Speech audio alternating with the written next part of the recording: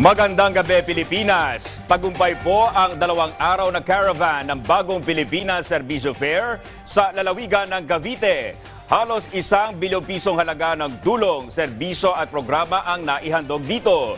Bagay na lubos na ipinagpapasalamat ng mga benepisyaryo. Yan ang ulat ni Bella Lesboras. 1, 2, 3, go!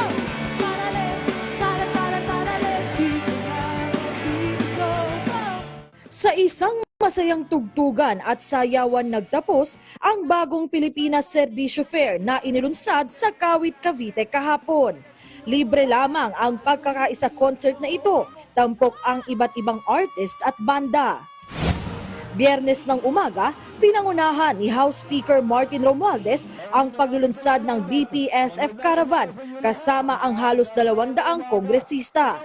Nagsilbi namang local host dito ang pamilya Revilla sa pangunguna ni Senador Bong Revilla.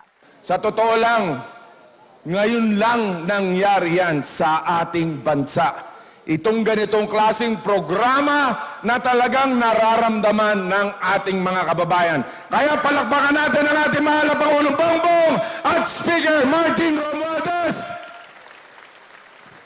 Sa tala ng BPSF National Secretariat, nasa 120,000 beneficiaries ang nakinabang sa 2 araw na caravan at papalo naman sa halos ₱1 bilyong programa at serbisyo ang naihandog dito.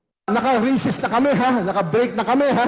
Dapat sila, umuwi na sila sa kanilang mga probinsya, sa kanilang mga distrito, pero nandito sila sa Kawit dahil mahal-mahal natin kayong lahat dito sa Kawit, sa Cavite. Bukod sa BPSF Caravan, inilunsad din sa Cavite ang Cash Assistance and Rice Distribution o CARD Program, Integrated Scholarship and Incentives Program o ISIP for the Youth at Startup Investments Business Opportunity and Livelihood o SIBOL Program. Ang mga inisyatibong ito, mga programa mismo ni Pangulong Ferdinand R. Marcos Jr., bagay na lubos na pinasasalamatan ng mga benepisyaryo. Marami po salamat sa inyo, mahal na Pangulong Marcos. Dahil po sa inyo, na ibababaan po ninyo sa lahat po ng mamayang Pilipino ang inyong programa. Ayon kay BPSF National Secretariat Lead at House Deputy Secretary General Sofonias Gabonado Jr., maituturing na tagumpay ang BPSF Caravan sa Cavite. Bagamat filing na ng Certificate of Candidacy sa susunod na linggo para sa eleksyon, pagtitiyak ni Gabonada, hindi maapektuhan ang kanilang programa.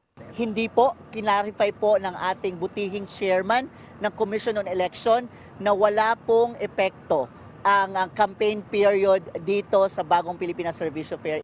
Huwag kayong mag-alala, ang utos ng Pangulo sa Bagong Pilipinas Servicio Fair National Secretariat at ni Speaker Martin Romualdez, walang probinsyang maiiwan at hindi mapupuntahan ng Bagong Pilipinas Servicio Fair. Sa mga susunod na araw at linggo, inasang magpapatuloy pa ang pagdaragdag ng BPSF Caravan sa iba pang lugar ng bansa. Bella Lesboras para sa Pambansang TV sa Bagong Pilipinas.